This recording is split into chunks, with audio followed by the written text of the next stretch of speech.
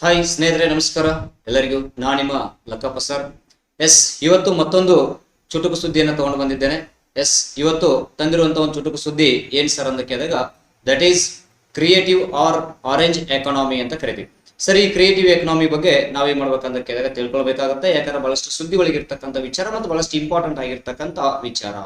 Sir, ಇದು ಏನ್ ಸುದ್ದಿಗಳಿಗೈತೆ ಅನ್ನೋದನ್ನ ಆಮೇಲೆ ಡಿಸ್ಕಷನ್ ಮಾಡೋಣ. ಮೊದಲಿಗೆ ಕ್ರಿಯೇಟಿವ್ ಎಕಾನಮಿ ಅಂದರೆ ಏನು ಅಂತ ತಿಳ್ಕೊಳ್ಳೋಣ. ಸರ್, ಈ ಒಂದು ಕ್ರಿಯೇಟಿವ್ ಎಕಾನಮಿ ಅಂತ ಬಂದಾಗ, ಕ್ರಿಯೇಟಿವ್ ಎಕಾನಮಿ ಎಂಬ ಪರಿಕಲ್ಪನೆಯನ್ನ ಮೊಟ್ಟ ಮೊದಲ ಬಾರಿಗೆ ಕೊಟ್ಟಂತ ವ್ಯಕ್ತಿ ಯಾರು ಸರ್ ಅಂತ ಕೇಳಿದಾಗ, ಜಾನ್ ಹಾಕಿನ್ಸ್. ಸರ್, ಈ ಜಾನ್ ಹಾಕಿನ್ಸ್ ಒಬ್ಬ ಬ್ರಿಟನ್ನಿನ ಖ್ಯಾತ ಲೇಖಕನಾಗಿರ್ತಾನೆ. ಈ ಜಾನ್ ಹಾಕಿನ್ಸ್ ಬ್ರಿಟನ್ನಿನ ಖ್ಯಾತ ಲೇಖಕನಾಗಿರ್ಬೇಕಾದ್ರೆ 2001ರಲ್ಲಿ ಒಂದು ಕೃತಿಯನ್ನು ಬರೀತಾರೆ. ಆ ಕೃತಿ ಯಾವ ಸರ್ ಅಂತ ಕೇಳಿದಾಗ, creative economy, how peoples make money from ideas ಅನ್ನುವಂತ ಕೃತಿ. ಅಂದ್ರೆ ಈ ಒಂದು ಕ್ರಿಯೇಟಿವ್ ಎಕಾನಮಿ ಒಳಗಡೆ ಈ ಒಂದು ಜನರು ಅಂದ್ರೆ ಪೀಪಲ್ಸ್, ಜನರು ಯಾವ ರೀತಿ ಹಣವನ್ನ ಅರ್ನ್ ಮಾಡಬಹುದು ಅನ್ನೋದ್ರ ಬಗ್ಗೆ ಹೇಳ್ತಾ ಬರ್ತಾರೆ. ಸರ್, ಇವರು ಈ ಒಂದು ಕೃತಿಯ ಮೂಲಕ ಕ್ರಿಯೇಟಿವ್ ಎಕಾನಮಿ ಬಗ್ಗೆ ಯಾವ ರೀತಿ ಪರಿಕಲ್ಪನೆ ಕೊಡ್ತಾರೆ ಸರ್ ಅಂತಂದ್ರೆ, ನಾವು ಸಾಂಪ್ರದಾಯಿಕವಾಗಿ ಬಳಸ್ತಕ್ಕಂತ ಶ್ರಮ, ಭೂಮಿ, ಸಂಘಟನೆ, ಬಂಡವಾಳಗಳಿಂದ ಏನ್ ಇವತ್ತು ಆದಾಯವನ್ನ ಗಳಿಸ್ತೀವೋ ಅಥವಾ ಏನ್ ಆರ್ಥಿಕ ಮೌಲ್ಯವನ್ನ ಪಡ್ಕೋತೀವೋ, ಆ ಒಂದು ಆರ್ಥಿಕ ಮೌಲ್ಯವನ್ನ ನಮ್ಮ ಐಡಿಯಾಸ್ ಗಳಿಂದ ಪಡ್ಕೋಬೇಕು. ನಮ್ಮಲ್ಲಿರ್ತಕ್ಕಂಥ ಕ್ರಿಯೇಟಿವಿಟಿ, ಒಂದು ಸೃಜನಶೀಲತೆಯಿಂದ ಪಡ್ಕೋಬೇಕು. ನಮ್ಮಲ್ಲಿರ್ತಕ್ಕಂಥ ಟ್ಯಾಲೆಂಟ್ ಇಂದ ಪಡ್ಕೋಬೇಕು ಅಂತ ಹೇಳ್ತಾರೆ. ಅವರು ತಿಳಿಸಿರ್ತಕ್ಕಂಥ ಪ್ರಮುಖ ವಿಚಾರಗಳು ಯಾವ ಸರಿ ಕ್ರಿಯೇಟಿವ್ ಎಕಾನಮಿಗೆ ಸಂಬಂಧಪಟ್ಟಂಗೆ ಅಂತ ನೋಡೋದಾದ್ರೆ, ಕ್ರಿಯೇಟಿವಿಟಿ, ನಮ್ಮಲ್ಲಿ ಇರ್ತಕ್ಕಂಥ ಕ್ರಿಯೇಟಿವಿಟಿ, ಸೃಜನಶೀಲತೆ ಅಂತ ಕರಿತೀವಿ. ನಮ್ಮಲ್ಲಿ ಇರ್ತಕ್ಕಂಥ ಐಡಿಯಾಲಜಿ, ಐಡಿಯಾಸ್ ಅಂತ ಕರಿತೀವಿ. ಇಂಟೆಲೆಕ್ಚುವಲ್ ರೈಟ್ಸ್ ಅಂತ ಕರಿತೀವಿ. ಇಂಟೆಲೆಕ್ಚುವಲ್ ರೈಟ್ಸ್ ಅಂತಂದ್ರೆ ಏನು?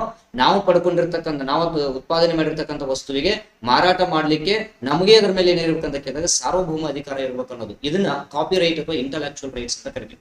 ಈ ಕ್ರಿಯೇಟಿವಿಟಿ, ಐಡಿಯಾಸ್ ಮತ್ತು ಇಂಟೆಲೆಕ್ಚುವಲ್ ರೈಟ್ಸ್ ಗಳನ್ನ ಬಳಸ್ಕೊಂಡು ನಾವೇನ್ ಮಾಡ್ಬೇಕು ಸರ್ ಅಂತ ಕೇಳಿದಾಗ, ಉತ್ಪಾದನೆಯನ್ನ ಮಾಡಬೇಕು. ಈ ಭೂಮಿ, ಶ್ರಮ, ಬಂಡವಾಳ ಸಂಘಟನೆ ಕೈಬಿಟ್ಟು ಈ ರೀತಿ ಐಡಿಯಾಲಜಿಗಳ ಮೂಲಕ ನಾವು ಆರ್ಥಿಕ ಮೌಲ್ಯವನ್ನು ಪಡ್ಕೊಳ್ಬೇಕು ಅನ್ನೋದರ ಬಗ್ಗೆ ಮೊಟ್ಟ ಮೊದಲ ಬಾರಿಗೆ ತಿಳಿಸಿರ್ತಕ್ಕಂಥ ವ್ಯಕ್ತಿ ಜಾನ್ ಹಾಕಿನ್ಸ್. ಹಾಗಾಗಿ ಈತನನ್ನ ಕ್ರಿಯೇಟಿವ್ ಎಕಾನಮಿಯ ಪಿತಾಮಹ ಅಂತ ಕೂಡ ಕರೀತಾನೆ. ಈತ ಹೇಳ್ತಾನೆ, ಬರೀ ನಮ್ಮಲ್ಲಿ ಕ್ರಿಯೇಟಿವಿಟಿ ಇದ್ರೆ ಸಾಕಾಗಲ್ಲ, ನಮ್ಮ ಐಡಿಯಾಸ್ ನ ಇಟ್ಕೊಂಡು ನಾವು ಯಾವ್ದಾದ್ರು ಒಂದು ಪ್ರಾಡಕ್ಟ್ ನ ರೆಡಿ ಮಾಡಿದ್ರೆ ಸಾಕಾಗಲ್ಲ. ನಾವು ರೆಡಿ ಮಾಡಿರ್ತಕ್ಕಂಥ ಐಡಿಯಾಸ್ ಮತ್ತು ಕ್ರಿಯೇಟಿವಿಟಿಯ ಒಂದು ಪ್ರಾಡಕ್ಟ್ ಗೆ ನಮ್ಮದೇ ಆಗಿರ್ತಕ್ಕಂಥ ಒಂದು ಪೇಟೆಂಟ್ ಅನ್ನ ತಗೋಬೇಕು. ನಮ್ಮದೇ ಆಗಿರ್ತಕ್ಕಂಥ ಇಂಟೆಲೆಕ್ಚುವಲ್ ರೈಟ್ಸ್ ನ ತಗೋಬೇಕು. ಹೌದಾ? ನಿಮ್ಗೆ ಹೇಳ್ತಾನೆ, ಇಂಟೆಲೆಕ್ಚುವಲ್ ರೈಟ್ಸ್ ನ ಬೇಕಾದ್ರೆ ಅದ್ರ ಬಗ್ಗೆ ಒಂದು ಸಣ್ಣ ವಿಡಿಯೋ ಮಾಡಿ ಹಾಕ್ತೇನೆ. ಹೌದಾ? ಆ ಇಂಟೆಲೆಕ್ಚುವಲ್ ರೈಟ್ಸ್ ನ ತಗೊಂಡಾಗ ನಮ್ಮ ಕ್ರಿಯೇಟಿವಿಟಿ, ನಮ್ಮ ಐಡಿಯಾಸ್ಗೆ ಏನಾಗತ್ತೆ ಅಂತ ಕೇಳಿದಾಗ ಒಂದು ಆರ್ಥಿಕ ಮೌಲ್ಯ ಬರ್ತದೆ. ಇದ್ರ ಮೂಲಕ ಹಣವನ್ನು ಸಂಪಾದನೆ ಮಾಡದೆ ಏನ್ ಸರ್ ಅಂತ ಕೇಳಿದಾಗ ಕ್ರಿಯೇಟಿವ್ ಎಕಾನಮಿ ಅಂತ ಹೇಳ್ತಾನೆ. ರೈಟಾ? ಓಕೆ. ಬೆಸ್ಟ್ ಎಕ್ಸಾಂಪಲ್ ಇವತ್ತು ನಾವು ತಗೊಂಡ್ರೆ ಸಿನಿಮಾ ಅಂತ ತಗೋತೀವಿ. ಹೌದಾ? ಈಗ ಸಿನಿಮಾ ಏನಾಗತ್ತೆ ಅಂತ ಕೇಳಿದಾಗ ಒಂದು ಐಡಿಯಾಲಜಿ ಮೂಲಕ ಬರ್ತಿರ್ತಾರೆ, ಕ್ರಿಯೇಟಿವಿಟಿ ಮೂಲಕ ಅದನ್ನ ಡೈರೆಕ್ಷನ್ ಮಾಡ್ತಾರೆ. ಅದನ್ನ ಬೇರೆದವ್ರು ಕಾಪಿ ಮಾಡದಂತೆ ಏನ್ ಮಾಡ್ತಾರೆ ಸರ್ ಅಂತ ಕೇಳಿದಾಗ ಅದಕ್ಕೆ ಆ ಪೇಟೆಂಟ್ ಅಥವಾ ಐಪಿ ರೈಟ್ಸ್ ತಗೊಂಡಿರ್ತಾರೆ ಅಂತ ಹೇಳಿ ನೋಡ್ತೀವಿ. ಈ ರೀತಿ ಕ್ರಿಯೇಟಿವಿಟಿ, ಐಡಿಯಾಸ್ ಮತ್ತು ಇಂಟೆಲೆಕ್ಚುವಲ್ ರೈಟ್ಸ್ ಗಳ ಮೂಲಕ ಆರ್ಥಿಕ ಚಟುವಟಿಕೆಗಳನ್ನ ಕೈಗೊಳ್ಳೋದಕ್ಕೆ ಕ್ರಿಯೇಟಿವ್ ಎಕಾನಮಿ ಅಂತ ಕರಿತೀವಿ ಅಂತ ಯಾರು ಹೇಳ್ತಾರೆ? ಜಾನ್ ಹಾಕಿನ್ಸ್ ಹೇಳ್ತಾನೆ. ಈ ಜಾನ್ ಹಾಕಿನ್ಸ್ ನನ್ನ ಕ್ರಿಯೇಟಿವ್ ಎಕಾನಮಿಯ ಪಿತಾಮಹ ಅಂತ ಕರೀತೀವಿ. ಅಷ್ಟೇ ಅಲ್ಲ, ಈ ಜಾನ್ ಹಾಕಿನ್ಸ್ ಏನ್ ಮಾಡ್ತಾರೆ ಸರ್ ಅಂತ ಕೇಳಿದಾಗ, ಕ್ರಿಯೇಟಿವ್ ಎಕಾನಮಿಗೆ ಸಂಬಂಧಪಟ್ಟಂತೆ 15 ಇಂಡಸ್ಟ್ರಿಗಳನ್ನ ಏನ್ ಮಾಡ್ತಾರೆ ಸರ್ ಅಂತ ಕೇಳಿದಾಗ ಗುರುತಿಸ್ತಾರೆ. ಯಾವೆಲ್ಲ ಕ್ರಿಯೇಟಿವ್ ಎಕಾನಮಿ ಒಳಗಡೆ ಬರ್ತವೆ, ಯಾವೆಲ್ಲವುಗಳಿಂದ ನಾವು ಹಣವನ್ನ ಅರ್ನ್ ಮಾಡಬಹುದು ಅನ್ನೋದ್ರ ಬಗ್ಗೆ ಹೇಳ್ತಾರೆ. ಸರ್, ಇವ್ರು ತಿಳಿಸಿರ್ತಕ್ಕಂಥ ಮೊದಲ ಇಂಡಸ್ಟ್ರಿ ಯಾವ ಸರ್ ಅಂತ ಕೇಳಿದಾಗ ಜಾಹೀರಾತು. ನೆಕ್ಸ್ಟ್ ಯಾವ ಸರ್ ಅಂತ ಕೇಳಿದಾಗ ವಾಸ್ತುಶಿಲ್ಪ. ನೆಕ್ಸ್ಟ್ ಯಾವ್ದು ಸರ್ ಅಂತ ಕೇಳಿದಾಗ ಕಲೆ, ನಮ್ಮಲ್ಲಿ ಇರ್ತಕ್ಕಂಥ ಒಂದು ಟ್ಯಾಲೆಂಟ್. ಹೌದಾ? ನೆಕ್ಸ್ಟ್ ಯಾವ ಸರ್ ಅಂತ ಕೇಳಿದಾಗ ಕರಕುಶಲ ವಸ್ತುಗಳಾಗಿರ್ಬೋದು. ರೈಟ್? ನೆಕ್ಸ್ಟ್ ವಿನ್ಯಾಸ, ಡಿಸೈನಿಂಗ್ ಮಾಡೋದು. ರೈಟ್? ಓಕೆ. ಫ್ಯಾಷನ್ ಕೂಡ ಒಂದು ಕ್ರಿಯೇಟಿವಿಟಿ. ಹೌದಾ? ಯಾಕಂದ್ರೆ ಈಗ ಬಹಳಷ್ಟು ಏನಪ್ಪಾ ಅಂತ ಕೇಳಿದಾಗ ಫ್ಯಾಷನ್ ಡಿಸೈನಿಂಗ್ ಅಂತ ನಡೆದೈತೆ. ಫ್ಯಾಷನ್ ಗೆ ಸಂಬಂಧಪಟ್ಟಂಗೆ ಕೆಲವೊಂದಿಷ್ಟು ನಡೆಯುತ್ತೆ. ಚಲನಚಿತ್ರ, ಸಿನಿಮಾ, ಫಿಲ್ಮ್ ಅಂತ ಕರಿತೀವಿ. ರೈಟ್? ಇದಾದ ನಂತರ ಯಾವ ಸರ್ ಅಂತ ಕೇಳಿದಾಗ ಸಂಗೀತ. ನೆಕ್ಸ್ಟ್ ಯಾವ್ದು ಸರ್ ಅಂತ ಕೇಳಿದಾಗ ಪ್ರದರ್ಶನ ಕಲೆಗಳು, ಅಂದ್ರೆ ನೃತ್ಯ ಆಗಿರ್ಬೋದು. ಆಮೇಲೆ ಡ್ಯಾನ್ಸ್ ನೃತ್ಯ ಎರಡು ಒಂದಿಲ್ಲ. ಹೌದಾ? ಡ್ಯಾನ್ಸ್ ಆಗಿರ್ಬೋದು, ನೃತ್ಯ ಆಗಿರ್ಬೋದು. ನೆಕ್ಸ್ಟ್ ಯಾವ ಸರ್ ಅಂತ ಕೇಳಿದಾಗ ಈ ಇತರೆ ಒಂದು ಕೆಲವೊಂದಿಷ್ಟು ಕಲೆಗಳು ಬರ್ತಾವೆ. ರೈಟ್? ಅದಾದ ಬಳಿಕ ನೆಕ್ಸ್ಟ್ ಯಾವ್ದು ಅಂತ ಕೇಳಿದಾಗ ಪ್ರಕಾಶನ, ಪಬ್ಲಿಷಿಂಗ್, ಅಂದ್ರೆ ನೀವು ಬರೆದಿರ್ತಕ್ಕಂಥ ಪುಸ್ತಕನ ನೀವೇ ಏನ್ ಮಾಡೋದಂತ ಕೇಳಿದಾಗ ಪಬ್ಲಿಷ್ ಮಾಡೋದಾಗಿರ್ಬೋದು. ಟೆಲಿವಿಷನ್ ಮತ್ತು ರೇಡಿಯೋಗಳಾಗಿರ್ಬೋದು. ಟಿವಿಗಳಲ್ಲಿ ಮಾತಾಡೋರು, ರೇಡಿಯೋಗಳಲ್ಲಿ ಕಂಟೆಂಟ್ ಪ್ರೊವೈಡ್ ಮಾಡೋದು. ಸಂಶೋಧನೆ ಮತ್ತು ಅಭಿವೃದ್ಧಿ, ನೀವು ಯಾವ್ದೋ ಒಂದು ವಸ್ತುವನ್ನ ಸಂಶೋಧನೆ ಮಾಡ್ತೀರಿ, ಅಭಿವೃದ್ಧಿ ಪಡಿಸ್ತೀರಿ. Right sir? ಅದಾದ ನಂತರದಲ್ಲಿ ಸಾಫ್ಟ್ವೇರ್ ಡಿಸೈನ್ ಮಾಡ್ತೀರಿ. ನೆಕ್ಸ್ಟ್ ವಿಡಿಯೋ ಗೇಮ್ಸ್ ನ ಡಿಸೈನ್ ಮಾಡಬಹುದು. ನೆಕ್ಸ್ಟ್ ಯಾವ ಸರ್ ಅಂತ ಕೇಳಿದಾಗ ಆಟಿಕೆಗಳು ಮತ್ತು ಆಟಗಳು ಅಂತ ಕರಿತೀವಿ, ಟಾಯ್ಸ್ ಅಂಡ್ ಗೇಮ್ಸ್. ಇವೆಲ್ಲ ಎಲ್ಲಿ ಬರ್ತಾವ ಸರ್ ಅಂತ ಕೇಳಿದಾಗ ಕ್ರಿಯೇಟಿವ್ ಎಕಾನಮಿಯ ಪ್ರಮುಖ ಅಂಶಗಳು. ಇವೆಲ್ಲದರಲ್ಲೂ ಕೂಡ ನಾವೇನ್ ಮಾಡ್ಬೋದು ಸರ್ ಅಂತ ಕೇಳಿದಾಗ ಮನಿನ ಅರ್ನ್ ಮಾಡಬಹುದು, ಟ್ಯಾಲೆಂಟ್ ಇದ್ರೆ. ಏನಿದೆ ಇದ್ರೆ, ಟ್ಯಾಲೆಂಟ್ ಇದ್ರೆ. ಇವತ್ತು ಎಷ್ಟೋ ಜನ ಕೌಶಲ್ಯಗಳಿಲ್ಲದೆ ಎಷ್ಟೋ ಜನ ನಿರುದ್ಯೋಗಿಗಳಾಗ್ತಾ ಇದಾರೆ. ಇವತ್ತು ಕ್ರಿಯೇಟಿವ್ ಎಕನಾಮಿ ಬಹಳ ದೊಡ್ಡ ಮಟ್ಟದ ಮಾರ್ಕೆಟ್ ಐತೆ. ನಿಮ್ಮಲ್ಲಿ ಇರ್ತಕ್ಕಂಥ ಐಡಿಯಾಸ್ ನ ಯೂಸ್ ಮಾಡ್ಕೊಡ್ರಿ. ನಾ ವಿಡಿಯೋ ಮಾಡತ್ತೀನಿ, ಇದು ಕೂಡ ಕ್ರಿಯೇಟಿವ್ ಎಕನಾಮಿ ಗೊತ್ತಿರಲಿ, ರೈಟ್? ಇದೊಂದು ಐಡಿಯಾನೇ, ರೈಟಾ? Okay, right. ಮುಂದಕ್ಕೆ ಹೋಗೋಣ ಸರ್. ಮುಂದಕ್ಕೆ ಬಂದ್ರಿ ಅಂತ ಕೇಳಿದಾಗ, ಇದೇ ಒಬ್ಬ ಜಾನ್ ಹಾಕಿನ್ಸ್ ಅಂತಕ್ಕಂಥ ಒಬ್ಬ ವ್ಯಕ್ತಿ 2009ರಲ್ಲಿ ಕ್ರಿಯೇಟಿವ್ ಎಕಾಲಜಿ ಅನ್ನುವಂತ ಇನ್ನೊಂದು ಕೃತಿಯನ್ನು ಬರೀತಾನೆ. ಯಾರು? ಜಾನ್ ಹಾಕಿನ್ಸ್ 2009ರಲ್ಲಿ ಕ್ರಿಯೇಟಿವ್ ಎಕಾಲಜಿ ಅನ್ನುವಂತ ಇನ್ನೊಂದು ಕೃತಿಯನ್ನು ಬರೀತಾನೆ. ಅಲ್ಲೇನ್ ಹೇಳ್ತಾನೆ ಅಂತಂದ್ರೆ, ಈ ಒಂದು ಕ್ರಿಯೇಟಿವ್ ಎಕನಾಮಿ ಬಿಲ್ಡ್ ಆಗ್ಬೇಕಾದ್ರೆ ಕ್ರಿಯೇಟಿವ್ ಎಕಾಲಜಿ ಅಂದ್ರೆ ಆ ಕ್ರಿಯೇಟಿವಿಟಿಗೆ ಸಂಬಂಧಪಟ್ಟಂತ ಪರಿಸರ ವ್ಯವಸ್ಥೆ ಇರಬೇಕು ಅಂತ ಹೇಳ್ತಾರೆ. ಹಿರಿಯರು ಹೇಳ್ತಿರ್ತಾರೆ ನೋಡ್ರಿ ನಮ್ಮಲ್ಲೆಲ್ಲ, ಹೌದು. ಏನಪ್ಪಾ ಅಂತ ಕೇಳಿದಾಗ, ನಮ್ಮ ಸಂಗಡಿಗರು ಹೆಂಗಿರ್ತಾರೋ ಹಂಗ ನಮ್ಮ ಭಾವನೆಗಳು ಇರ್ತಾವ ಅಥವಾ ನಮ್ಮ ಸಂಗಡಿಗರು ಹೆಂಗಿರ್ತಾರೋ ಹಂಗ ನಮ್ದು ಏನಕತಿ ಅಂತ ಕೇಳಿದಾಗ ಜೀವನ ಶೈಲಿ ಇರ್ತದೆ. ಹಂಗೆ ಹೇಳ್ತಾ ನಾವು ಕ್ರಿಯೇಟಿವ್ ಎಕನಾಮಿ ಬಿಲ್ಡ್ ಆಗ್ಬೇಕಾದ್ರೆ ಕ್ರಿಯೇಟಿವ್ ಎಕಾಲಜಿ ಇರಬೇಕಲ್ಲ. ಕ್ರಿಯೇಟಿವ್ ಎಕಾಲಜಿ ಅಂದ್ರೆ ಸೃಜನಾತ್ಮಕ ಪರಿಸರ ವ್ಯವಸ್ಥೆ ಇರಬೇಕು, ಅಂದ್ರೆ ಮಾತ್ರ ಕ್ರಿಯೇಟಿವ್ ಎಕನಾಮಿ ಬೆಳೀತೈತಿ ಅಂತ ಹೇಳ್ತಾನೆ. ಯಾರ ಸರ್ ಅಂತ ಕೇಳಿದಾಗ, ಈ ಒಬ್ಬ ಜಾನ್ ಹಾಕಿನ್ಸ್ ಅನ್ನುವಂತ ವ್ಯಕ್ತಿ. ಹಾಗಾಗಿ ಈತನನ್ನ ಕ್ರಿಯೇಟಿವ್ ಎಕನಾಮಿಯ ಪಿತಾಮಹ ಅಂತ ಕರೀತಾರೆ, ಗೊತ್ತಿರಬೇಕು. ಸರಿ, ಈ ಒಂದು creative economy convert into orange economy ಆಗುತ್ತೆ. ಸರ್, ಮೊದಲು ಕ್ರಿಯೇಟಿವ್ ಎಕನಾಮಿ ಅನ್ನುವಂತ ಕಾನ್ಸೆಪ್ಟ್ ಬರುತ್ತೆ. ಕ್ರಿಯೇಟಿವ್ ಎಕನಾಮಿ ಕಾನ್ಸೆಪ್ಟ್ ನ ಏನಕ್ಕೆ ಸರ್ ಅಂತ ಕೇಳಿದಾಗ ಆರೆಂಜ್ ಎಕನಾಮಿ ಅಂತ ಬಳಸ್ತೀವಿ. ಇವತ್ತು ಆರೆಂಜ್ ಎಕನಾಮಿ, ಕ್ರಿಯೇಟಿವ್ ಎಕನಾಮಿ ಎರಡು ಒಂದೇ ನಾಣ್ಯದ ಎರಡು ಮುಖಗಳಿದ್ದಂತೆ ಅಂತ ನೋಡ್ತೀವಿ. ಎರಡು ಸೇಮ್, ಅಲ್ಲಿ ಏನ್ ಬದಲಾವಣೆ ಇಲ್ಲ, ಇಲ್ಲಿ ಏನ್ ಬದಲಾವಣೆ ಇಲ್ಲ, ಎರಡು ಒಂದೇ. ಕ್ರಿಯೇಟಿವ್ ಎಕನಾಮಿ ಅಂದ್ರೂ ಒಂದೇ, ಆರೆಂಜ್ ಎಕನಾಮಿ ಅಂದ್ರೂ ಒಂದೇ. ಸರ್, ಈ ಒಂದು ಆರೆಂಜ್ ಎಕನಾಮಿ, ಕ್ರಿಯೇಟಿವ್ ಎಕನಾಮಿ ಇದ್ದು ಆರೆಂಜ್ ಎಕನಾಮಿ ಹೆಂಗೈತೆ ಸರ್ ಅಂತ ಕೇಳಿದಾಗ, ಇಲ್ಲಿ ಇಂಟರ್ ಅಮೆರಿಕನ್ ಡೆವಲಪ್ಮೆಂಟ್ ಬ್ಯಾಂಕ್ ಅಂತ ಬರುತ್ತೆ. ಸರ್, ಈ ಒಂದು ಇಂಟರ್ ಅಮೆರಿಕನ್ ಡೆವಲಪ್ಮೆಂಟ್ ಬ್ಯಾಂಕ್ ಏನ್ ಮಾಡುತ್ತೆ ಅಂತ ಕೇಳಿದಾಗ, ಈ ಕೆರೆಬಿಯನ್ ಮತ್ತು ಲ್ಯಾಟಿನ್ ಅಮೆರಿಕಾದ ಪ್ರದೇಶದಲ್ಲಿ ಕೆಲವೊಂದಿಷ್ಟು ಕ್ರಿಯೇಟಿವ್ ಇಂಡಸ್ಟ್ರೀಸ್ ಗಳು ಸ್ಟಾರ್ಟ್ ಆಗ್ತಿರ್ತಾವೆ. ಮೈಕ್ರೋಸಾಫ್ಟ್ ಆಫೀಸ್ ಆಗಿರ್ಬೋದು, ಮೈಕ್ರೋಸಾಫ್ಟ್ ಎಕ್ಸೆಲ್ ಆಗಿರ್ಬೋದು, ಹೌದಾ, ವಾಟ್ಸ್ಆಪ್, ಫೇಸ್ಬುಕ್, ಇನ್ಸ್ಟಾಗ್ರಾಮ್, ಇಂಥ ಕೆಲವೊಂದಿಷ್ಟು ಇಂಡಸ್ಟ್ರಿಗಳು ಲ್ಯಾಟಿನ್ ಅಮೆರಿಕಾ ಮತ್ತು ಕೆರೆಬಿಯನ್ ಅಮೆರಿಕಾದ ಭಾಗದಲ್ಲಿ ಪ್ರಾರಂಭ ಆಗ್ತಿರ್ತವೆ. ಅಂತ ಸಂದರ್ಭದಲ್ಲಿ ಈ ಒಂದು ಇಂಟರ್ ಅಮೆರಿಕನ್ ಡೆವಲಪ್ಮೆಂಟ್ ಬ್ಯಾಂಕ್ ಆ ಒಂದು ಕ್ರಿಯೇಟಿವ್ ಇಂಡಸ್ಟ್ರಿಗಳನ್ನ ಪರಿಚಯ ಮಾಡಲು ಅಥವಾ ಗುರುತಿಸಲು ಇಲ್ಲಿ ಆರೆಂಜ್ ಎಕನಾಮಿ ಅನ್ನುವಂತ ಪದವನ್ನ ಫಸ್ಟ್ ಟೈಮ್ ಬಳಸುತ್ತೆ ಅಂತ ನೋಡ್ತೀವಿ. ಬಟ್ ಅದನ್ನ ಅಷ್ಟು ದೊಡ್ಡ ಮಟ್ಟಕ್ಕೆ ಪಾಪ್ಯುಲರ್ ಮಾಡಕ್ ಹೋಗಲ್ಲ, ಬರೀ ಜಸ್ಟ್ ಬಳಸುವಂತ ಪ್ರಯತ್ನ ಇದು ಮಾಡುತ್ತೆ. ಇದಾದ ಬಳಿಕ ಏನಾಗುತ್ತೆ ಸರ್ ಅಂತ ಕೇಳಿದಾಗ, 2013ರಲ್ಲಿ ಈ ಒಬ್ಬ ಫಿಲಿಪ್ ಬುಯಿಟ್ರಾಗೋ ಮತ್ತು ಇವ್ಯಾನ್ ಡ್ಯೂಕ್ ಮಾರ್ಕ್ವೇಜ್ ಅನ್ನುವಂತ ಇಬ್ಬರು ಮಂದಿ ಬರ್ತಾರೆ. ಅದ ಯಾರು? ಒಬ್ಬ ಫಿಲಿಪ್ ಬುಯಿಟ್ರಾಗೋ, ಇನ್ನೊಬ್ಬ ಯಾರು ಸರ್ ಅಂತ ಕೇಳಿದಾಗ ಇವ್ಯಾನ್ ಡ್ಯೂಕ್ ಮಾರ್ಕ್ವೇಜ್ ಅನ್ನುವಂತ ಇಬ್ಬರು ಜನ. ಈ ಫಿಲಿಪ್ ಬುಯಿಟ್ರಾಗೋ ಮಾಜಿ ಕೊಲಂಬಿಯಾದ ಪ್ರಧಾನಮಂತ್ರಿ ಆಗಿರ್ತಾನೆ. ಇವ್ಯಾನ್ ಡ್ಯೂಕ್ ಮಾರ್ಕ್ವೇಜ್ ಮಾಜಿ ಕೊಲಂಬಿಯಾದ ಏನಾಗಿರ್ತಾನೆ ಸರ್ ಅಂತ ಕೇಳಿದಾಗ ಸಂಸ್ಕೃತ ಸಚಿವ ಆಗಿರ್ತಾನೆ, ರೈಟ್? ಇವರಿಬ್ರು ಕೂರ್ಕೊಂಡು 2013ರಲ್ಲಿ ಒಂದು ಕೃತಿ ಬರೀತಾರೆ ಸರ್. ಅದು ಯಾವ್ದಂತ ಕೇಳಿದಾಗ ಆರೆಂಜ್ ಎಕನಾಮಿ ಇನ್ಫೈನೈಟ್ ಅಪಾರ್ಚುನಿಟಿ ಎನ್ನುವಂತ ಒಂದು ಕೃತಿಯನ್ನು ಬರೀತಾರೆ. ಸರಿ, ಈ ಒಂದು ಆರೆಂಜ್ ಎಕನಾಮಿ ಇನ್ಫೈನೈಟ್ ಅಪಾರ್ಚುನಿಟಿ ಅಂದ್ರೆ ಈ ಒಂದು ಕಿತ್ತಳೆ ಅರ್ಥ ವ್ಯವಸ್ಥೆ ಅನ್ನೋದು ದೊಡ್ಡ ಮಟ್ಟದ ಅಪಾರ್ಚುನಿಟಿಗಳನ್ನ ಕ್ರಿಯೇಟ್ ಮಾಡುತ್ತೆ ಅಂತ ಹೇಳ್ತಾರೆ, ರೈಟಾ? ಈ ಮೂಲಕ ಆರೆಂಜ್ ಎಕನಾಮಿ ಎನ್ನುವಂತ ಪದವನ್ನ ದೊಡ್ಡ ಮಟ್ಟಕ್ಕೆ ಪಾಪ್ಯುಲರ್ ಮಾಡಿದವರೇ ಯಾರು ಸರ್ ಅಂತ ಕೇಳಿದಾಗ ಈ ಇಂಟರ್ ಅಮೆರಿಕನ್ ಡೆವಲಪ್ಮೆಂಟ್ ಬ್ಯಾಂಕ್ ಮತ್ತು ಫಿಲಿಪ್ ಬುಯಿಟ್ರಾಗೋ ಮತ್ತು ಇವ್ಯಾನ್ ಡ್ಯೂಕ್ ಮಾರ್ಕ್ವೇಜ್ ಅಂತ ಹೇಳ್ತೀವಿ. ಈ ಒಂದು ಇವ್ಯಾನ್ ಡ್ಯೂಕ್ ಮಾರ್ಕ್ವೇಜ್ ಮತ್ತು ಫಿಲಿಪ್ ಬುಯಿಟ್ರಾಗೋದಲ್ಲ, ಇವರು ಆರೆಂಜ್ ಎಕನಾಮಿ ಇನ್ಫೈನೈಟ್ ಅಪಾರ್ಚುನಿಟಿ ಎನ್ನುವಂತ ಕೃತಿಯನ್ನು ಬರೆಯುವ ಮೂಲಕ ಹೇಳ್ತಾರೆ, ಶ್ರಮ, ಭೂಮಿ, ಬಂಡವಾಳ ಸಂಘಟನೆಗಳನ್ನು ಬಳಸಿಕೊಂಡು ಆರ್ಥಿಕ ಮೌಲ್ಯವನ್ನು ಪಡೆಯುವುದು ಒಂದು ಕಡೆ ಆದ್ರೆ, ಇನ್ನೊಂದು ಕಡೆ ಏನ್ ಸರ್ ಅಂತ ಕೇಳಿದಾಗ ನಮ್ಮಲ್ಲಿ ಇರ್ತಕ್ಕಂಥ ಕ್ರಿಯೇಟಿವಿಟಿ, ನಮ್ಮಲ್ಲಿ ಇರ್ತಕ್ಕಂಥ ಐಡಿಯಾಸ್, ನಮ್ಮಲ್ಲಿ ಇರ್ತಕ್ಕಂಥ ಸಂಸ್ಕೃತಿ, ಕಲ್ಚರ್ ಅನ್ನುವಂತ ವರ್ಡ್ ಇನ್ನೊಂದು ಸೇರಿಸ್ತಾರಲ್ಲಿ. ಅಲ್ಲಿ ಜಾನ್ ಹಾಕಿನ್ಸ್ ಕಲ್ಚರ್ ಅನ್ನುವಂತ ಪದ ಬಳಸಿರಲ್ಲ, ಇವ್ರು ಇನ್ನೊಂದು ಕಲ್ಚರ್ ಅನ್ನುವಂತ ಪದವನ್ನು ಬಳಸ್ತಾರೆ. ಐಡಿಯಾಸ್, ಕ್ರಿಯೇಟಿವಿಟಿ, ಕಲ್ಚರ್ ವಿತ್ ಏನಪ್ಪಾ ಅಂತ ಕೇಳಿದಾಗ ಇಂಟಲ್ ಆಕ್ಚುಯಲ್ ರೈಟ್ಸ್ ಗಳ ಮೂಲಕ ಏನ್ ಮಾಡಬಹುದು ಸರ್ ಅಂತ ಕೇಳಿದಾಗ ನಾವು ಆರ್ಥಿಕ ಮೌಲ್ಯವನ್ನು ಪಡಿಬಹುದು. ಇದೊಂದು ಹೊಸ ರೀತಿ ಅಥವಾ ಹೊಸ ಮಾದರಿಯ ಆರ್ಥಿಕ ಪರಿಸ್ಥಿತಿ ಅಥವಾ ಆರ್ಥಿಕ ವ್ಯವಸ್ಥೆಯ ತಳಿಂದ ಗುರುತಿಸ್ತಾರೆ ಮತ್ತು ಬಹಳಷ್ಟು ದೊಡ್ಡ ಮಟ್ಟಕ್ಕೆ ಅದನ್ನ ಪರಿಚಯವನ್ನ ಮಾಡ್ತಾ ಹೋಗ್ತಾರೆ ಅಂತಳಿಂದ ನಾವಲ್ಲಿ ನೋಡ್ತೀವಿ. ಹಾಗಾದ್ರೆ ಸರ್, ಈ ಒಂದು ಆರೆಂಜ್ ಎಕನಾಮಿ ಅಂತ ಹೇಳಕತ್ತೀವಿ, ಈ ಒಂದು ಕ್ರಿಯೇಟಿವಿಟಿ, ಐಡಿಯಾಲಜಿ, ಕಲ್ಚರ್, ಆಮೇಲೆ ನೆಕ್ಸ್ಟ್ ಇಂಟೆಲೆಕ್ಚುಯಲ್ ರೈಟ್ಸ್ ಇವುಗಳನ್ನ ಇಟ್ಕೊಂಡು ಇದಕ್ಕೆ ಆರೆಂಜ್ ಎಕನಾಮಿ ಅಂತ ಹೇಳಿದ್ರೆ, ಆರೆಂಜ್ ಕಲರ್ನ ಯಾಕೆ ಬಳಸ್ಕೊಂಡ್ವಿ? ಆರೆಂಜ್ ಕಲರ್ನ ಯಾಕೆ ಬಳಸ್ಕೊಂತೀವಿ ಸರ್ ಅಂತಂದ್ರೆ ಅದ ಕಾರಣ ಸಂಸ್ಕೃತಿ, ಕಲೆ ಮತ್ತು ಸೃಜನಶೀಲತೆಯನ್ನು ಸಾಂಪ್ರದಾಯಿಕವಾಗಿ ಆರೆಂಜ್ ಬಣ್ಣಕ್ಕೆ ಹೋಲಿಸಲಾಗುತ್ತದೆ ಅಥವಾ ಆರೆಂಜ್ ಬಣ್ಣದಿಂದ ಗುರುತಿಸಲಾಗುತ್ತೆ. ಯಾವುದು? Culture, arts and next creativity ಏನದೋ ಇವೆಲ್ಲವನ್ನು ಕೂಡ ನಾವೇನ್ ಮಾಡ್ತೀವಿ, ಸಾಂಪ್ರದಾಯಿಕವಾಗಿ ಆರೆಂಜ್ ಅಥವಾ ಕಿತ್ತಳೆಯ ಬಣ್ಣದಿಂದ ಗುರುತಿಸ್ತೀವಿ ಅನ್ನೋದನ್ನ ಒಂದ್ ಕಡೆ ನೋಡ್ತೀವಿ. ಇಷ್ಟೇ ಅಲ್ಲದೆ ಇನ್ನೊಂದು ಕಾರಣ ಏನ್ ಸರ್ ಅಂತಂದ್ರೆ, ಪ್ರಾಚೀನ ಈಜಿಪ್ಟ್ ನಲ್ಲಿ ಕಲಾವಿದರು ತಮ್ಮ ವರ್ಣ ಚಿತ್ರಗಳನ್ನ ಕಿತ್ತಳೆ ಬಣ್ಣದ ಮೂಲಕ ವ್ಯಕ್ತಪಡಿಸ್ತಿದ್ರು ಅನ್ನೋದನ್ನ ನಾವು ನೋಡ್ತೀವಿ. ಅಂದ್ರೆ ಅವ್ರದ್ದೇನೊಂದು ಶಿಲ್ಪಕಲೆ ಅನ್ನೋದಿತ್ತಲ್ಲ, ಈ ಒಂದು ಶಿಲ್ಪಕಲೆಯನ್ನ ಯಾವುದ್ರ ಮೂಲಕ, ವರ್ಣ ಚಿತ್ರಗಳು ಇವೇನಿದ್ವಲ್ಲ ಇವುಗಳನ್ನ ಆರೆಂಜ್ ಕಲರ್ ನ ಮೂಲಕ ವ್ಯಕ್ತಪಡಿಸ್ತಿದ್ರು ಅನ್ನುವಂತ ಕಾರಣಕ್ಕಾಗಿ ಇವತ್ತು ನಾವು ಈ ಒಂದು ಕ್ರಿಯೇಟಿವಿಟಿಗೆ ಯಾವ ಕಲರ್ ಅನ್ನ ಬಳಸ್ಕೊಂಡಿವಿ ಅಂತಂದ್ರೆ ಆರೆಂಜ್ ಕಲರ್ ಅನ್ನ ಬಳಸ್ಕೊಂಡಿವಿ ಸ್ನೇಹಿತರೆ.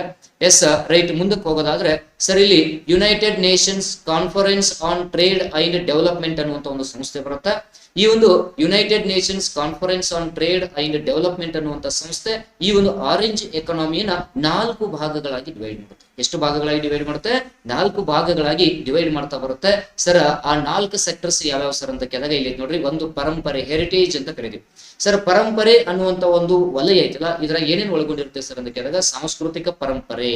ನೆಕ್ಸ್ಟ್ ಯಾವ ಸರ್ ಅಂತ ಕೇಳಿದಾಗ ವಸ್ತು ಸಂಗ್ರಹಾಲಯಗಳು, ನೆಕ್ಸ್ಟ್ ಪುರಾತತ್ವ ಸ್ಥಳಗಳು ಮತ್ತು ಕರಕುಶಲ ವಸ್ತುಗಳನ್ನ ಒಳಗೊಂಡಿರುತ್ತೆ ನೋಡ್ರಿ. United Nations Conference on Trade and development ಅನ್ನುವಂಥ ಸಂಸ್ಥೆ ಈ ಒಂದು ಕ್ರಿಯೇಟಿವ್ ಎಕಾನಮಿಯನ್ನ 4 ಸೆಕ್ಟರ್ಗಳಾಗಿ ಡಿವೈಡ್ ಮಾಡುತ್ತೆ. ಅದ್ರಾಗ ಒಂದು ಪರಂಪರೆ ಅಂತ ನೋಡ್ತೀವಿ. ಪರಂಪರೆ ಅಂದ್ರೆ ಬರೀ ಯಾವ್ಯಾವ್ದು ಅಲ್ಲ, ಸಾಂಸ್ಕೃತಿಕ ಪರಂಪರೆ ಅಂತ ನೋಡ್ತೀವಿ, ವಸ್ತು ಸಂಗ್ರಹಾಲಯಗಳಂತ ನೋಡ್ತೀವಿ, ನೆಕ್ಸ್ಟ್ ಗ್ರಂಥಾಲಯಗಳು, ಪುರಾತತ್ವ ಸ್ಥಳಗಳು, ಕರಕುಶಲ ವಸ್ತುಗಳು. ಅಂದ್ರ ನಮ್ಮ ಪ್ರಾಚೀನ ಕಾಲದಿಂದಲೂ ನಡೆದು ಬಂದಿರತಕ್ಕಂಥ ಕೆಲವೊಂದಿಷ್ಟು ಘಟನೆಗಳನ್ನ ಇವು ಮರುಕಳಿಸುವಂತ ಪ್ರಯತ್ನ ಮಾಡ್ತವೆ. ಒಂದು ಪರಂಪರೆ, ಇದು ಕೂಡ ಕ್ರಿಯೇಟಿವ್ ಎಕಾನಮಿಯ ಒಂದು ಭಾಗವೇ. ಇವತ್ತು ಇದಕ್ಕೆ ಡಿಮ್ಯಾಂಡ್ ಬಹಳ ಐತೆ, ಹೌದಾ?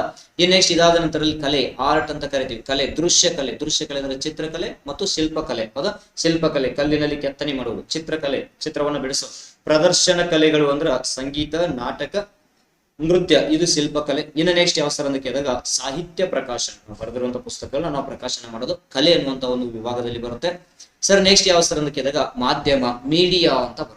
ಏನಂತ ಬರುತ್ತೆ? ಮೀಡಿಯಾ ಅಂತ ಬರುತ್ತೆ. ಮತ್ತೆ ಏನ್ರಿ ಮೀಡಿಯಾ ಅನ್ನಕ್ ಹೋಗ್ರಿ, ಮೀಡಿಯಾ ಮಾಧ್ಯಮ, ಚಲನಚಿತ್ರಗಳು ಬರ್ತವೆ, ದೂರದರ್ಶನ ಬರುತ್ತೆ, ರೇಡಿಯೋ ಬರುತ್ತೆ ಮತ್ತು ಡಿಜಿಟಲ್ ಮಾಧ್ಯಮಗಳು ಏನಾಗ್ತಾವ ಸರ್ ಅಂತ ಕೇಳಿದಾಗ ಇದರಲ್ಲಿ ಬರ್ತಾವೆ ಅಂತಂದ ನಾವಿಲ್ಲಿ ನೋಡ್ತೀವಿ. ಈಗೇನ ಕ್ಲಾಸ್ ಮಾಡಕತ್ತಿಲ್ಲ, ನಾ ಪಾಠ ಹೇಳತ್ತಿಲ್ಲ, ಇದೆಲ್ಲವೂ ಕೂಡ ಡಿಜಿಟಲ್ ಮಾಧ್ಯಮದಲ್ಲಿನ ಬರುತ್ತೆ ಅಂತಂದ ನಾವಿಲ್ಲಿ ನೋಡ್ತೀವಿ. Right sir. ಕ್ರಿಯಾತ್ಮಕ ನಾವೀನ್ಯತೆ, 4ನೇದು ಏನ್ ಸರ್ ಅಂತ ಕೇಳಿದಾಗ ಕ್ರಿಯಾತ್ಮಕ ನಾವೀನ್ಯತೆ ಸರ್. ಕ್ರಿಯಾತ್ಮಕ ನಾವೀನ್ಯತೆಯಲ್ಲಿ ಯಾವ ಬರ್ತಾವ ಸರ್ ಅಂತ ಕೇಳಿದಾಗ ಜಾಹೀರಾತು. ನೆಕ್ಸ್ಟ್ ಯಾವ್ದಂತ ಕೇಳಿದ್ರೆ ಶಿಲ್ಪಕಲೆ, ಅದೇನೋ ಶಿಲ್ಪಕಲೆ ಮುಂದೆ ಹೋಗೈತಲ್ಲಿ, ಅದು ಶಿಲ್ಪಕಲೆ ಬರುತ್ತೆ. ನೆಕ್ಸ್ಟ್ ಸಂಶೋಧನೆ ಬರುತ್ತೆ, ಆಮೇಲೆ ಅಭಿವೃದ್ಧಿ, ಸಂಶೋಧನೆ ಮತ್ತು ಅಭಿವೃದ್ಧಿ ಬರುತ್ತೆ. ನೆಕ್ಸ್ಟ್ ಸಾಫ್ಟ್ವೇರ್ ಬರುತ್ತೆ, ಯಾವ್ದು ಬರುತ್ತೆ? ಸಾಫ್ಟ್ವೇರ್ ಬರುತ್ತೆ.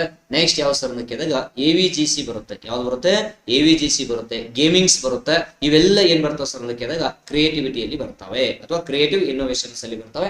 ಇನ್ನು ನೆಕ್ಸ್ಟ್ ಕಂಟೆಂಟ್ ಕ್ರಿಯೇಟರ್ ನೋಡ್ತೀರಿ ನೀವು, ಯೂಟ್ಯೂಬ್ ಬ್ಲಾಗರ್ಸ್ ನೋಡ್ತೀವಿ, ಅದ ಇವೆಲ್ಲ ಏನಪ್ಪಾ ಅಂತ ಕೇಳಿದಾಗ ಆ ಯೂಟ್ಯೂಬ್ ಬ್ಲಾಗ್ ಮಾಡ್ತಾರಲ್ಲ, ಬ್ಲಾಗ್ ಮಾಡೋದು ಮೀಡಿಯಾ, ಅದಕ್ಕೆ ಕಂಟೆಂಟ್ ರೆಡಿ ಮಾಡೋದೈತಲ್ಲ, ಅದು ಯಾವ ಸರ್ ಅಂತ ಕೇಳಿದಾಗ ಕ್ರಿಯಾತ್ಮಕ ನಾವೀನ್ಯತೆ. ಈಗ ನೋಡ್ರಿ, ನಾನ್ ನಿಮ್ಗೆ ಹೇಳಕತ್ತೀನಿ, ಈಗ ನಾನು ಇದನ್ನ ನಿಮ್ಗೆ ಏನ್ ಪ್ರದರ್ಶನ ಮಾಡಕತ್ತೀನೋ ಇದು ಮಾಧ್ಯಮ, ಹೌದಾ? ಇನ್ನು ನೆಕ್ಸ್ಟ್ ಇದಕ್ಕೆ ಏನ್ ಕಂಟೆಂಟ್ ಕ್ರಿಯೇಟ್ ಮಾಡಿನೋ ಅದೇನಪ್ಪಾ ಅಂತ ಕೇಳಿದ್ರೆ ಕ್ರಿಯಾತ್ಮಕ ನಾವೀನ್ಯತೆ ಅಂತ ಕರಿತೀವಿ. ಈ ರೀತಿ 4 ವಿಭಾಗಗಳನ್ನ ನಾವೆಲ್ಲಿ ನೋಡ್ತೀವಿ ಸರ್ ಅಂತ ಕೇಳಿದಾಗ ಈ ಒಂದು ಆರೆಂಜ್ ಎಕನಾಮಿ ಒಳಗಡೆ ನೋಡ್ತೀವಿ. ರೈಟ್, ಓಕೆನಾ? Right sir. ಮುಂದಕ್ಕೆ ಹೋಗೋದಾದ್ರೆ ಮುಂದಕ್ಕೆ ಬಂದ್ವಿ ಅಂತಂದಾಗ ಏನಾಗುತ್ತೆ ಸರ್ ಅಂತ ಕೇಳಿದಾಗ ಆರೆಂಜ್ ಎಕನಾಮಿ ಗ್ಲೋಬಲ್ ಸ್ಟೇಟಸ್ ಅಂತ ನೋಡ್ತೀವಿ ಸರ್. ಆರೆಂಜ್ ಎಕನಾಮಿ ಒಳಗಡೆ ಜಾಗತಿಕ ಆರ್ಥಿಕ ಸ್ಥಿತಿಗತಿ ಏನೈತೆ ಅಂತ ನೋಡೋದಾದ್ರೆ ನೋಡ್ರಿ, ಜಾಗತಿಕ ಮಟ್ಟದ GDPಗೆ ಆರೆಂಜ್ ಎಕನಾಮಿಯಿಂದ 3% ಏನಾಗುತ್ತೆ ಸರ್ ಅಂತ ಕೇಳಿದಾಗ ಕೊಡುಗೆ ಬರುತ್ತೆ. ಜಗತ್ತಿನ GDPಗೆ ಆರೆಂಜ್ ಎಕನಾಮಿಯಿಂದ ಎಷ್ಟು ಕೊಡುಗೆ ಬರುತ್ತೆ ಸರ್ ಅಂತ ಕೇಳಿದಾಗ ಜಗತ್ತಿನ GDPಗೆ 3% ಆದಾಯ ಬರುತ್ತೆ ಸರಿ. ಈ 3% ಏನ್ GDP ಇನ್ಕಮ್ ಐತೋ ಇದು ಈಕ್ವಲ್ ಟು $2.3 ಟ್ರಿಲಿಯನ್ ಅಂತ ಕರಿತೀವಿ. ಅಂದ್ರ ನಮ್ಮ ದೇಶದ GDP ಇವತ್ತು 4.1 ಟ್ರಿಲಿಯನ್ ಐತೆ. ಅದರೊಳಗೆ ಇದು ಬರೀ 3% GDP ನ ತಗೊಂಡು ಬಂದ್ರು ಕೂಡ $2.3 ಟ್ರಿಲಿಯನ್ ಗೆ ಇದೇನಾಗಿದೆ ಸರ್ ಅಂತ ಕೇಳಿದಾಗ ಸಮನಾಗಿದೆ ಅಂತ ನೋಡ್ತೀವಿ. ಈ ಒಂದು ಆರೆಂಜ್ ಎಕನಾಮಿ ಏನ್ ಇವತ್ತು 3% ಐತೋ ಇದು 2030 ವೇಳೆಗೆ 10% ತಲುಪುವ ಒಂದು ಸಾಧ್ಯತೆಗಳಿದಾವೆ ಅಂತಲಿಂದ ನಾವು ನೋಡ್ತೀವಿ. ಅಷ್ಟೇ ಅಲ್ಲ, ಈ ಒಂದು ಆರೆಂಜ್ ಎಕನಾಮಿಯಿಂದ ಜಾಗತಿಕ ಮಟ್ಟದಲ್ಲಿ 50 ಮಿಲಿಯನ್ ಎಂಪ್ಲಾಯ್ಮೆಂಟ್ ಕ್ರಿಯೇಟ್ ಆಗಿದೆ. ಈ 50 ಮಿಲಿಯನ್ ಎಂಪ್ಲಾಯ್ಮೆಂಟ್ ಏನ್ ಕ್ರಿಯೇಟ್ ಆಗಿತ್ತೋ ಅದರೊಳಗಡೆ 50% ಮಹಿಳೆಯರಿದ್ದಾರೆ. ಯಾರಿದ್ದಾರೆ? 50% ಮಹಿಳೆಯರಿದ್ದಾರೆ ಅಂತ ನೋಡ್ತೀವಿ. ಅಷ್ಟೇ ಅಲ್ಲ sir, more than peoples are below ಏನಪ್ಪಾ ಅಂತ ಕೇಳಿದ್ರೆ 18 to 28 ಏಜ್ ಗ್ರೂಪ್ ಅಂತ ನೋಡ್ತೀವಿ. ಅಂದ್ರೆ ಇದರಾಗ ಇರ್ತಕ್ಕಂತ ಸುಮಾರು ಜನ ಏನಾಗಿರ್ತಾರೆ ಸರ್ ಅಂತ ಕೇಳಿದಾಗ ಅತಿ ಹೆಚ್ಚು ಜನ 18 ರಿಂದ 28 ವಯಸ್ಸಿನ ಒಳಗಿನವರು ಇದ್ದಾರೆ ಅಂತಳಿಂದ ನಾವು ನೋಡ್ತೀವಿ. ಇನ್ನು ನೆಕ್ಸ್ಟ್ ಈ ಒಂದು ಆರೆಂಜ್ ಎಕನಾಮಿ ಒಳಗಡೆ ನೀವು $1 ಇನ್ವೆಸ್ಟ್ಮೆಂಟ್ ಮಾಡಿದ್ರೆ, ಎಷ್ಟು ಇನ್ವೆಸ್ಟ್ಮೆಂಟ್ ಮಾಡಿದ್ರೆ? $1 ಅಲ್ಲ, $1 ಇನ್ವೆಸ್ಟ್ಮೆಂಟ್ ಮಾಡಿದ್ರೆ ನಿನಗೆ ರಿಟರ್ನ್ಸ್ ಎಷ್ಟಾಗುತ್ತೆ ಅಂತ ಕೇಳಿದಾಗ $2.5 ಏನಾಗುತ್ತೆ ಅಂತ ಕೇಳಿದಾಗ ರಿಟರ್ನ್ ಆಗುತ್ತೆ ಅಂತ ಹೇಳೋದು. ಅಂದ್ರೆ ಅಷ್ಟು ದೊಡ್ಡ ಮಟ್ಟದ ಪ್ರಾಫಿಟ್ ಅನ್ನ ತಂದು ಕೊಡುವಂತದ್ದು ಇದು. ನೀನು 1 ಲಕ್ಷ ಇನ್ವೆಸ್ಟ್ಮೆಂಟ್ ಮಾಡಿದ್ರೆ 2.5 ಲಕ್ಷ ಲಾಭವನ್ನ ಗಳಿಸಬಹುದು ಅನ್ನಂಗ ಅರ್ಥ. 1 ಲಕ್ಷ ಖರ್ಚು ಹೋಯ್ತು, ಇನ್ನು 1.5 ಲಕ್ಷ ರೂಪಾಯಿ ಲಾಭ ಉಳಿತು. ರೈಟ್, ಈ ರೀತಿ ದೊಡ್ಡ ಮಟ್ಟದ ಆದಾಯವನ್ನ ತಂದು ಕೊಡ್ತಕ್ಕಂಥ ಒಂದು ಸೆಕ್ಟರ್ ಯಾವ ಸರ್ ಅಂತ ಕೇಳಿದಾಗ ಕ್ರಿಯೇಟಿವ್ ಎಕನಾಮಿ ಅಂತ ಕರಿತೀವಿ. ದೊಡ್ಡ ಮಟ್ಟದ ಮಾರ್ಕೆಟ್ ಐತೆ ಇವತ್ತು. ಇದನ್ನ ಎಲ್ಲರೂ ಕೂಡ ಇದರ ಮೇಲೆ ಒಂದು ಗಮನ ಹರಿಸಬೇಕಂತ ಹೇಳುವಂತ ಪ್ರಯತ್ನ ಮಾಡ್ತಾ ನೆಕ್ಸ್ಟ್ ನೋಡೋಣ ಸರಿ, ಹೈಯೆಸ್ಟ್ ಕಾಂಟ್ರಿಬ್ಯೂಟೆಡ್ ಕಂಟ್ರೀಸ್ ಅಂದ್ರೆ ಮೋರ್ ದೆನ್ 10% GDP-ಗೆ ಅತಿ ಹೆಚ್ಚು ಅಥವಾ ಮೋರ್ ದೆನ್ 10% GDP-ಗೆ ಕೊಡುಗೆಯನ್ನು ಕೊಡ್ತಕ್ಕಂಥ ರಾಷ್ಟ್ರಗಳು ಯಾವ ಸರ್? ಈ ಒಂದು ಕ್ರಿಯೇಟಿವ್ ಎಕನಾಮಿಗೆ 10% ಕೊಡುಗೆಯನ್ನು ಕೊಡ್ತಕ್ಕಂಥ ರಾಷ್ಟ್ರಗಳು ಯಾವ ಸರ್ ಅಂತ ಕೇಳಿದಾಗ ಒಂದು USA ಅಂತ ನೋಡ್ತೀವಿ. ನೆಕ್ಸ್ಟ್ ಇನ್ನೊಂದು ಯಾವ ಸರ್ ಅಂತ ಕೇಳಿದಾಗ ಸೌತ್ ಕೊರಿಯಾ ಅಂತ ಬರುತ್ತೆ ಸರ್. ನೆಕ್ಸ್ಟ್ ಯಾವ್ದಂತ ಕೇಳಿದಾಗ ಜಪಾನ್ ಅಂತ ಬರುತ್ತೆ. ನೆಕ್ಸ್ಟ್ ಯಾವ ಸರ್ ಅಂತ ಕೇಳಿದಾಗ ಫ್ರಾನ್ಸ್ ಅಂತ ಬರುತ್ತೆ.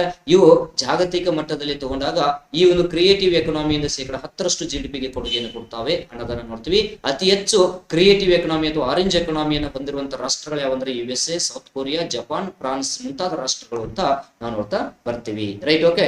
ಮುಂದಕ್ಕೆ ಹೋಗೋದಾದ್ರೆ ಸರ್, ಈ ಒಂದು ಆರೆಂಜ್ ಎಕನಾಮಿ ಒಳಗ ಇಂಡಿಯಾದ ಸ್ಟೇಟಸ್ ಏನೈತೆ?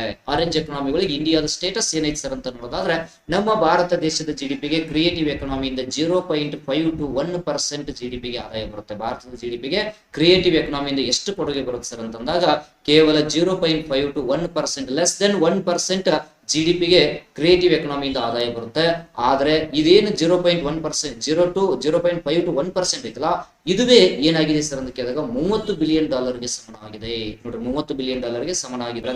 ಅಷ್ಟೇ ಅಲ್ಲದೆ ಈ ಒಂದು ಭಾರತ ದೇಶದಲ್ಲಿ ಕ್ರಿಯೇಟಿವ್ ಎಕನಾಮಿ ಎಷ್ಟು ಎಂಪ್ಲಾಯ್ಮೆಂಟ್ ನ ಕ್ರಿಯೇಟ್ ಮಾಡಿದೆ ಸರ್ ಅಂತ ಕೇಳಿದಾಗ 1 ಮಿಲಿಯನ್ ಎಂಪ್ಲಾಯ್ಮೆಂಟ್ ನ ಕ್ರಿಯೇಟ್ ಮಾಡಿದೆ ಅಂತಂದ ನಾವಿಲ್ಲಿ ನೋಡ್ತೀವಿ. ಗೊತ್ತಿರಲಿ ಸರ್, ಇದು 2030 ವೇಳೆಗೆ ಭಾರತ ದೇಶದಲ್ಲಿ ಕ್ರಿಯೇಟಿವ್ ಎಕನಾಮಿಯಿಂದ 2 ಮಿಲಿಯನ್ ಎಂಪ್ಲಾಯ್ಮೆಂಟ್ ಕ್ರಿಯೇಟ್ ಆಗ್ತಕ್ಕಂಥ ಪಾಸಿಬಿಲಿಟೀಸ್ ಇದೆ ಅಥವಾ ಸಾಧ್ಯತೆಗಳಿದೆ ಅಂತಂದ್ಕರಿಂದ 2026 ಒಂದು ಬಜೆಟ್ ನಲ್ಲಿ ದೇಶದ ಪ್ರಧಾನ ಮಂತ್ರಿಗಳು ಏನ್ ಮಾಡಿದ್ದಾರೆ ಸರ್ ಅಂತ ಕೇಳಿದಾಗ ಘೋಷಣೆಯನ್ನ ಮಾಡ್ತಾರೆ ಅಂತ ನೋಡ್ತೀವಿ. ಇದೇ ಬಹಳ ಸುದ್ದಿಗಳಿಗಿರ್ತಕ್ಕಂಥದ್ದು. ಈ ಸಂದರ್ಭದಲ್ಲಿ ಬಜೆಟ್ ಮಂಡನೆ ಮಾಡಬೇಕಾದಂತ ನಿರ್ಮಲಾ ಸೀತಾರಾಮನ್ ಅವರು ಹೇಳ್ತಾರೆ, ಭಾರತ ದೇಶದಲ್ಲಿ ಕ್ರಿಯೇಟಿವ್ ಎಕನಾಮಿ ಬಹಳ ಮುಂಚೂಣಿ ಒಳಗೈತೆ. ಅದ್ರಾಗ ಎಸ್ಪೆಷಲಿ AVGC ಅನ್ನುವಂಥ ಸೆಕ್ಟರ್ ಬಹಳ ಮುಂಚೂಣಿ ಒಳಗೈತೆ. AVGC ವಲಯದಿಂದ ಭಾರತ ದೇಶದಲ್ಲಿ ಮುಂದಿನ 2030 ವೇಳೆಗೆ 2 ಮಿಲಿಯನ್ ಉದ್ಯೋಗ ಅವಕಾಶಗಳು ಕ್ರಿಯೇಟ್ ಆಗುವ ಸಾಧ್ಯತೆಗಳಿದಾವೆ ಅಂತಂದ ಈ ಒಂದು ನಿರ್ಮಲಾ ಸೀತಾರಾಮನ್ ಅವರು ಬಜೆಟ್ ಮಂಡನೆ ಮಾಡಬೇಕಾದಾಗ ಹೇಳಿರ್ತಾರೆ. ಮತ್ತೆ ಅದಕ್ಕೆ ಸಂಬಂಧಪಟ್ಟ ಕೆಲವೊಂದಿಷ್ಟು ಯೋಜನೆಗಳು ಕೂಡ ತಗೊಂಡು ಬರ್ತಾರೆ ಅಂತ ನೋಡ್ತೀವಿ. ಈಗ ನಮ್ಮ ಭಾರತ ದೇಶದಲ್ಲಿ ಕ್ರಿಯೇಟಿವ್ ಎಕನಾಮಿ ಒಳಗಡೆ ಅತ್ಯಂತ ಮುಂಚೂಣಿಯಲ್ಲಿ ಇರ್ತಕ್ಕಂಥ ಒಂದು ಕ್ಷೇತ್ರ ಯಾವ ಸರ್ ಅಂತ ಕೇಳಿದಾಗ AVGC ಅಂತ ಕರಿತೀವಿ. ಹೌದಾ? The AVGC sector is a front runner field in India. Bharat ದೇಶದಲ್ಲಿ ಮುಂಚೂಣಿಯಲ್ಲಿ ಇರ್ತಕ್ಕಂಥ ಒಂದು ಕ್ಷೇತ್ರ ಅಂತ ನೋಡ್ತೀವಿ.